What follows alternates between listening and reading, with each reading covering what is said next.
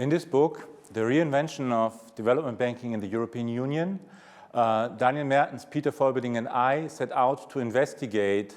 what was behind the sudden rise of public development banks after the financial crisis.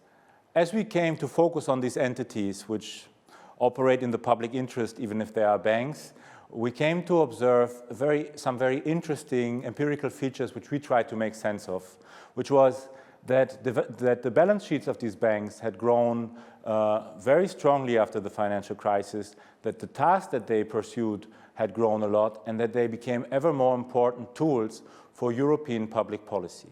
And so we brought together a group of excellent scholars from all over the European Union, from Estonia, from Hungary, from Greece, but also from Spain and Italy, to investigate the history of these public development banks and how they came together in what we came to call a field. Namely, these banks focused ever more in their activities not only on their national economy and their government, but also on other development banks and what they were doing, and in particular, the European Union. What we found out as we investigated this trend was that the European Commission used these banks in order to implement their public policies in a new fashion. They used financial instruments, that is to say,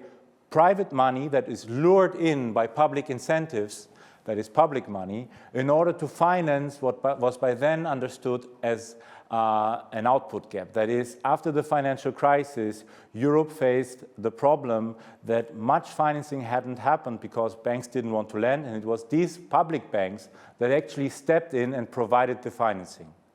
Now, with this being said, and as this happened in the European Union from 2015 onwards, the Juncker plan came to bring all of these actors together in a concerted action in order to implement a large-scale investment program. What we found is that the legacy of this Juncker plan is an established collaboration which in the future could allow the European Union to implement a much more ambitious industrial policy, especially if they were to choose to use more public money and less private money, take admittedly more risk, but also steer the investments into sectors that are of greater relevance to the public today, such as climate change. So today,